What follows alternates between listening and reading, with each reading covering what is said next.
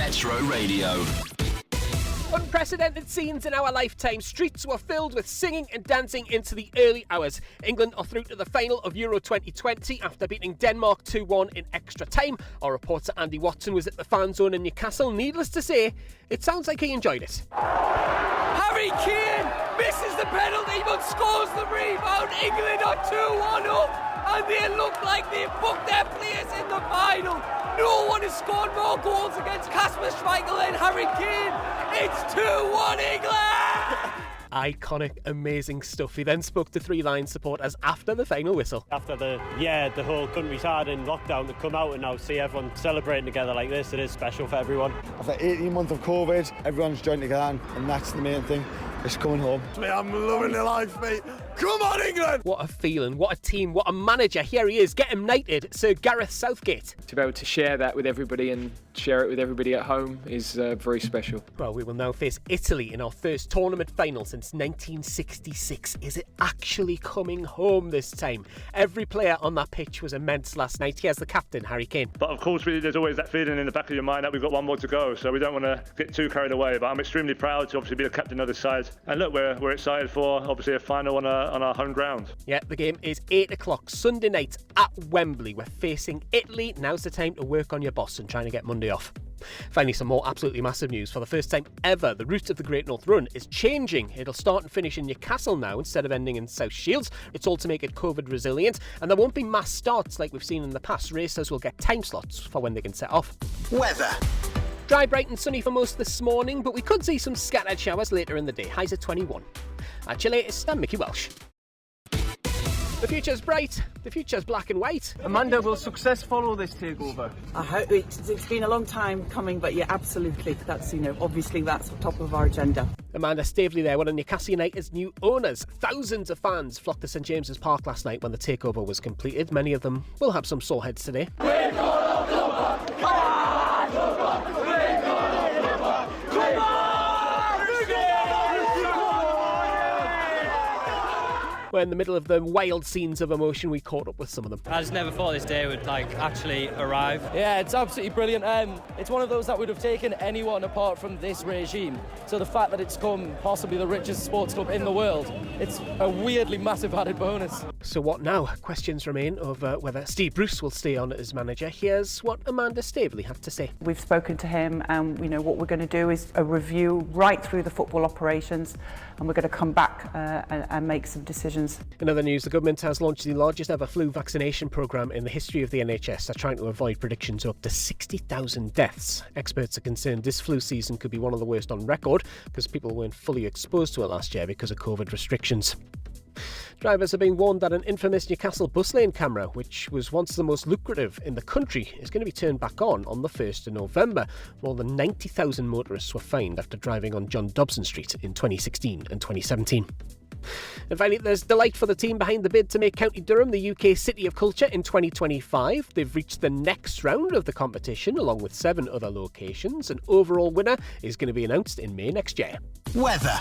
Dull start for most, but it will get brighter and warmer as the day goes on. Highs getting up to about 21 later. That's your latest. I'm Micky Welch. Cheers, Micky.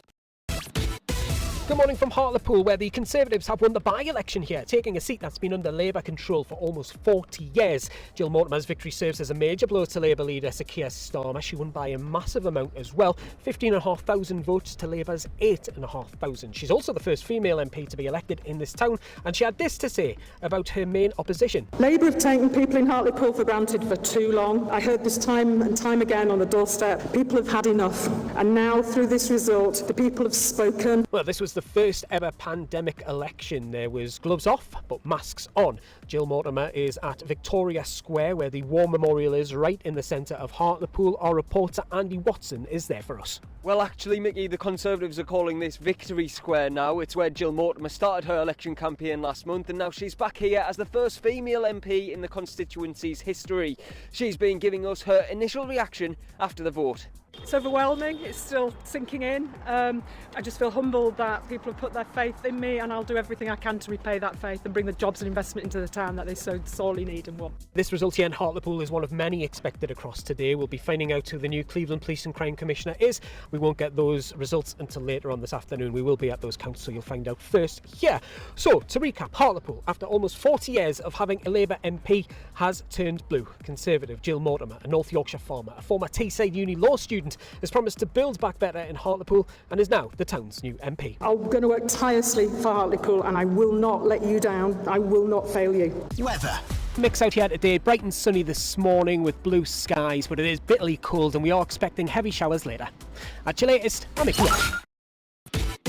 Well, first this morning, rejoice. You'll be happy to hear these 6 little words from today. Would you like to sit inside? Yes, glorious scenes. You can now meet indoors in groups of up to 6 or 2 households, and you can sit in pubs and restaurants. This makes this awful weather a bit easier to deal with. Zach Ahmed runs Babul's restaurant in Barnard Castle. He says they're so happy to be back. There's been a lot of uncertainty with people's hours, you know, the future of the job, things like that. So this reopening will help settle things, will help ease people's minds. It's great news that we're able to reopen.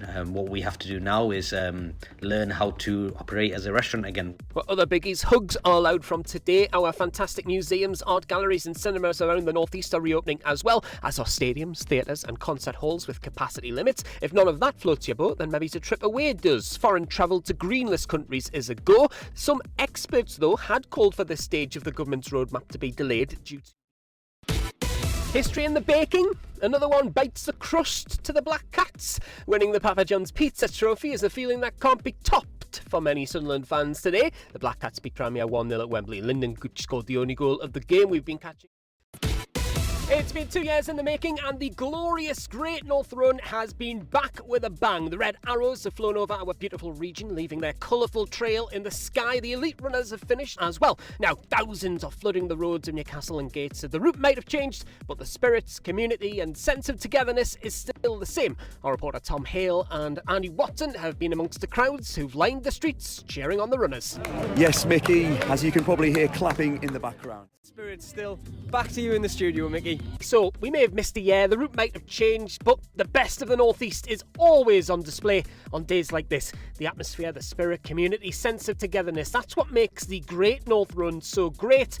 And our region, the best place in the world. Huge well done to everyone who ran, or if you've been cheering somebody on today, keep your photos and your videos coming in across on our Twitter. And whilst you're online, we've got all of the details about road closures for you.